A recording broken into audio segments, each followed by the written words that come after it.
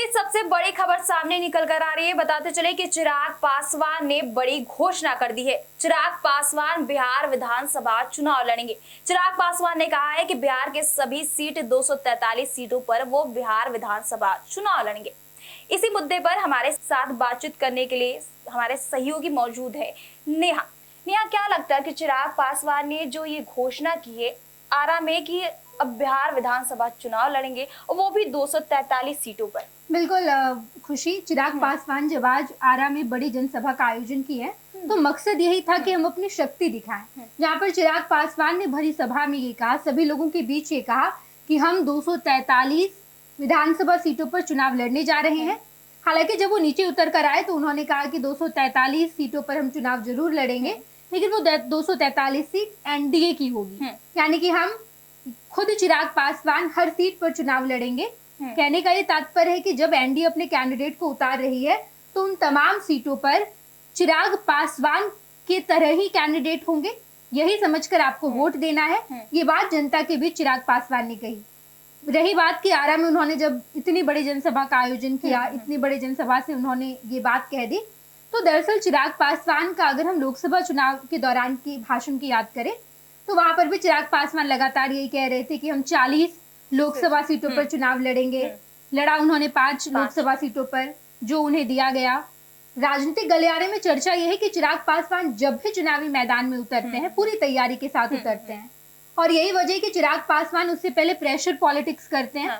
अगर आप 2020 के विधानसभा चुनाव का जिक्र करेंगे तो वहां पर भी चिराग पासवान ने अलग चुनाव लड़ा था। वही कयास लगाए जा रहे कि 2025 में भी चिराग पासवान करेंगे ऐसा या नहीं करेंगे। लेकिन फिलहाल जो अभी उन्होंने बयान दिया है, ये बयान का मतलब केवल सिर्फ इतना है कि चिराग पासवान जितने भी सीटों पर चुनाव लड़े एनडीए गठबंधन के साथ है, साथ मिलकर चुनाव लड़ेंगे। और बाकी जो बयान चल रहे हैं केवल और केवल उसका मतलब यही है कि चिराग पासवान बीजेपी पर प्रेशर बना रहे हैं। 2020 में उनके फादर एक्सपायर कर गए, रामविलास पासवान। बहुत ही इमोशनली डैमेज चल रहे थे चिराग पासवान। और इसके बारे में बात की जाए तो चिराग पासवान ने हर तरह से पूरी कोशिश की कि वो बने रहें एनडीए में। यहाँ तक कि उन्होंने ये भी बयान दे दिया कि प्रधानमंत्री नरेंद्र मोदी हमारे भगवान समान है, श्री राम समान है, हम उनके हनुमान हैं। ये तमाम बयान उन्होंने दिया। लेकिन बीजेपी उस वक्त कॉम्प्रोमाइज करने के स्टेट में नहीं थी। बीजेपी ने चिराग पासवान की जगह उनके चाचा पशुपति पारस को चुना और पशुपति पारस अच्छे से चुनाव लड़े, जीते, सीट मिली उन्हें, बेहतरीन प्रदर्शन रहा। ऐसी हाल आ गई है बिल्कुल 2024 की जब हम बात करें खुशी, 2024 में चिराग पासवान को प्रायोरिटी पर रखा बीजेपी ने। फिर चिराग पासवान या पशुपति पारस, बीजेपी के साथ उन लोगों का रिश्ता केवल यही है कि जो हमें फायदा देगा हम उनके साथ रहेंगे। चिराग पासवान एनडीए गठबंधन के साथ चुनाव लड़ेंगे। और बाकी जितनी बात हो रही है, मैं फिर से वही कहूंगी, चाहे वो अरुण भारती का बयान हो, चाहे ये बयान हो कि चिराग में सारी खूबियां हैं कि वो मुख्यमंत्री बन सकते हैं। चिराग पासवान विधानसभा चुनाव लड़ेंगे, चिराग पासवान तमाम सीटों पर चुनाव लड़वाएंगे अपने कैंडिडेट को। ये तमाम बयान केवल इसका मतलब यही है कि जब हम सीट शेयरिंग के टेबल पर बैठे तो उस सीट शेयरिंग के टेबल पर हम कॉन्फिडेंट नजर आए और हम जितने सीट मांग रहे हैं वो सीट हमें मिल जाए। बस यही उनके कहने का मतलब। एक बात और है कि जिस तरीके से चिराग पासवान के जो जीजा हैं वो जमुई से सांसद है, लगातार वो ये बात कहते नजर आए कि चिराग पासवान में कई खूबियां दिखती हैं कि वो बिहार के मुख्यमंत्री बन सकते हैं। क्या ऐसा लगता है कि उनमें कई खूबियां दिख रही हैं, युवा चाह रहे हैं कि वो बिहार के एक युवा मुख्यमंत्री बने? बिल्कुल खुशी, इसमें कोई दो राय नहीं है कि चिराग पासवान एक करिश्माई चेहरा है। चिराग पासवान को लोग मानते हैं, समर्थन करते हैं उसका। पूरे बिहार भर में उनके फॉलोअर्स हैं। चिराग पासवान एक युवा नेता है, इस लिहाज से भी युवा उनकी जनसभा में आते हैं, भारी भीड़ जुटती है। लेकिन इसका कतई मतलब नहीं है कि चिराग पासवान जब चुनावी मैदान में चले जाएंगे तो वो युवा जो चिराग पासवान को देखने आते हैं, सुनने आते हैं, उनके करिश्माई चेहरे के फैन है, वो वोट में कन्वर्ट होगा। बिल्कुल खुशी, ऐसा हो नहीं सकता। क्योंकि जितनी भी बार हम चुनाव का जिक्र करें, जितनी भी बार हमने चुनाव देखा है, इससे पहले भी जितना हमने चुनाव के बारे में पढ़ा है, जाना है, कभी भी भीड़ वोट में कन्वर्ट नहीं होती है। बिल्कुल। और चिराग पासवान या चिराग पासवान की पार्टी के सांसद, उनके खुद के जीजाजी अरुण भारती जिस तरीके का बयान दे रहे हैं, अरुण भारती के बयान को हम पार्टी का बयान समझेंगे क्योंकि अरुण भारती एक तो जमुई के सांसद हैं। चिराग पासवान के कि बेहद संबंधी करीबी। हैं, करीबी हैं। उस वक्त चिराग पासवान को अरुण भारती ने संभाला जब पार्टी कमजोर हो रही थी, जब पार्टी में कई सारे लोगों ने चिराग पासवान का साथ छोड़ दिया और अरुण भारती पार्टी में एक बड़े ओहदे पर है। तो इस वजह से अरुण भारती के बयान को आधिकारिक बयान माना जाएगा। लेकिन जितने बयान उनके आ रहे हैं कि चिराग पासवान में सारी खूबियां हैं, कि वो मुख्यमंत्री बन सकते हैं, ये भी मैं वही कहूंगी कि प्रेशर बनाने की कोशिश की जा रही है। चिराग पासवान कभी भी केंद्रीय मंत्री के पद को छोड़कर बिहार में विधानसभा चुनाव अगर लड़ते भी हैं तो वो कभी पद नहीं छोड़ेंगे। केंद्रीय मंत्री का पद वो क्यों छोड़ेंगे? इससे पहले भी 2019 की जब हम बात वही बात सबको अटपटी लग रही है कि चिराग पासवान ने बोल दिया कि अब बिहार के वासियों के लिए हम चुनाव लड़ेंगे, बिहार विधानसभा चुनाव लड़ेंगे। काफी ज्यादा अटपटी बात है कि एक कोई केंद्रीय मंत्री है, वो बिहार विधानसभा क्यों चुनाव लड़ेगा? वो भी विधायक क्यों बनेगा जो कि खुद सांसद है, इतने बड़े ओहदे पर है, वो क्यों कोई विधानसभा चुनाव लड़ेगा? काफी ज्यादा अटपटी बात लगती है। हाँ बिल्कुल खुशी, चिराग पासवान विधानसभा चुनाव लड़ सकते हैं। इसलिए लड़ेंगे पार्टी का मनोबल मजबूत हो, पार्टी के जितने कैंडिडेट हैं वो अच्छे तरीके से चुनावी मैदान में जाएं।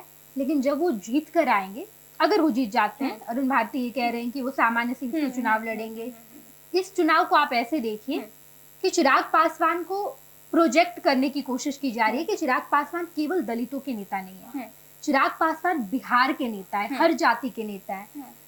लोजपा रामविलास इस बार के विधानसभा चुनाव को एक अपॉर्चुनिटी की तरह यूज कर रही है कि चिराग पासवान के चेहरे को इस तरीके से प्रोजेक्ट किया जाए कि चिराग पासवान सीमित ना रहे, केवल उनका जो वोट बैंक है, पासवान वोट बैंक, वहां तक सीमित नहीं रहे बल्कि उससे आगे बढ़े। इसके अलावा इस बयान का चिराग पासवान के विधानसभा चुनाव लड़ने का कोई भी मतलब नहीं है। कतई ऐसा नहीं हो सकता कि चिराग पासवान केंद्रीय मंत्री का पद छोड़कर बिहार की सियासत में आए, बिहार से राजनीति करे, विधायक बने या मंत्री बने, ऐसा नहीं होगा। चिराग पासवान इस अपॉर्चुनिटी को यूज कर रहे हैं कि उनका चेहरा प्रोजेक्ट किया जाए, उनकी पार्टी ऐसी पार्टी बने कि वो बिहार की पार्टी है, किसी एक जाति की पार्टी नहीं। क्योंकि अगर रामविलास पासवान की बात करें तो उन्होंने पासवान जाति पर ही अपनी राजनीति की है, चिराग पासवान भी वही कर रहे हैं। लेकिन अब उनकी पार्टी, अब वो चाहते हैं कि वो सर्वमान्य नेता बने, पूरे बिहार के नेता बने, दलित तक वो सीमित ना रहे। ऐसे में अब जिस तरीके से चिराग पासवान ने ये भाषण दी और सबके मन में यही सवाल था कि क्या चिराग पासवान अपनी पद छोड़कर आए, तो कहने के मतलब यही है कि अब चिराग पासवान चुनाव लड़ेंगे लेकिन वो अपना सांसद का पद नहीं छोड़कर आएंगे बिहार में। हाँ बिल्कुल खुशी, कभी नहीं छोड़कर आएंगे। जो राजनीति को समझते हैं, जो राजनीति को इतने दिन से देख रहे हैं, उन्हें, उन लोगों को सब पता है कि चिराग पासवान का जितना बयान है वो पॉलिटिकल प्रेशर है। कुछ दिन पहले उन्होंने मुख्यमंत्री नीतीश कुमार से बात की, कई सारे मीडिया कर्मियों से बातचीत करने के दौरान चिराग ने भी कहा है कि मुख्यमंत्री की कोई वैकेंसी नहीं है। बिल्कुल, तो चिराग पासवान चुनाव लड़ सकते हैं लेकिन केंद्रीय मंत्री का पद नहीं छोड़ेंगे। केवल ये बताने के लिए बिहार वालों को, सामान्य सीट से भी इसीलिए लड़ा जा रहा है कि चिराग पासवान दलितों के नेता नहीं बल्कि सामान्य नेता, बिहार के नेता है। एक बात उन्होंने और एक बोली है कि अगर बिहार वासी जहां से चाहे हम वहां से बिहार विधानसभा चुनाव लड़ेंगे। क्या लगता है कि अगर कोई कहीं से भी सीट से बोले तो क्या लगता है कि चिराग पासवान वहां से जाकर चुनाव लड़ सकते हैं? नहीं, ऐसा तो बिल्कुल नहीं होता खुशी।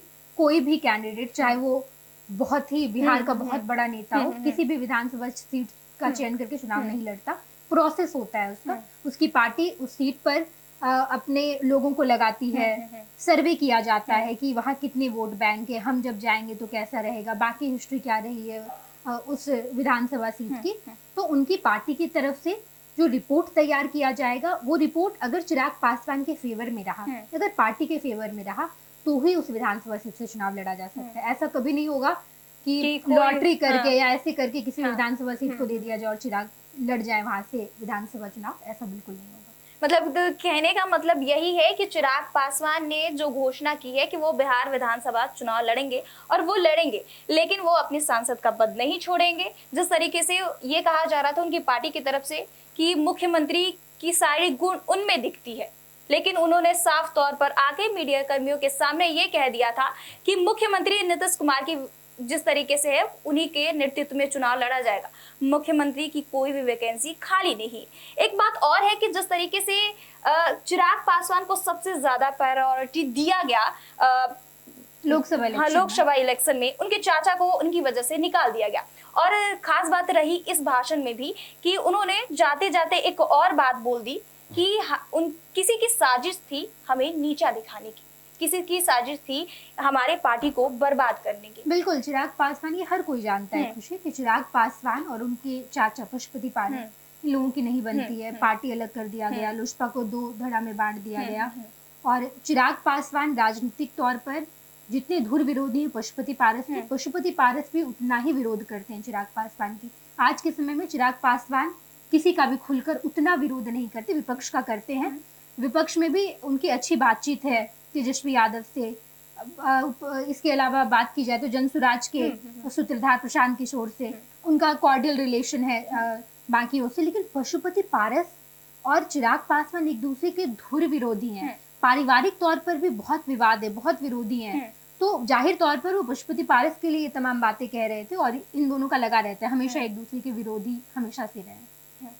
तो जिस तरीके से चिराग पासवान ने इस बात की घोषणा कर दी है कि 2025 बिहार विधानसभा चुनाव है, वो बिहार विधानसभा चुनाव लड़ेंगे, वो भी 243 सीटों पे। देखना काफी दिलचस्प रहेगा कि क्या आने वाले समय में जितना चिराग पासवान सीट चाहते हैं क्या उन्हें मिल पाती है या नहीं मिल पाती है।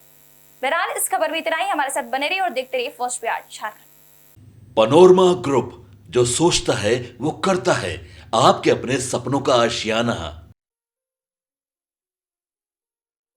ये लो मुंह मीठा करो, आज मैंने अपना जॉब छोड़ दिया, अब हम पूर्णिया वापस जाएंगे। जॉब छोड़ दिया है? मतलब ये घर कैसे चलेगा, हम करेंगे क्या और माँ बाबूजी क्या बोलेंगे? इसलिए मैं एक और मिठाई का डब्बा लाया, अपने बिजनेस के लिए लोन अप्रूव हो गया। अरे लोन अप्रूव हो गया वो तो ठीक है, लेकिन पूर्णिया में हम रहेंगे कहाँ? अपना घर भी तो नहीं है वहाँ। इसलिए तो एक और मिठाई का डब्बा अलग से लाया हूँ। हमने पूर्णिया में घर ले लिया है, पूर्णिया के ई होम्स पैनोरमा में। पूर्णिया में पैनोरमा ग्रुप लेकर आए हैं ई होम्स पैनोरमा। बड़ा घर, आलीशान जिंदगी और अत्याधुनिक सुविधाओं के संग। अरे अरे, अब क्यों मुंह मीठा करवा रही हो? क्योंकि हम घर वापसी जो कर रहे हैं। घर वापसी की खुशी पूर्णिया में ई होम्स पैनोरमा के संग। E Homes Panorama, luxurious lifestyle redefined.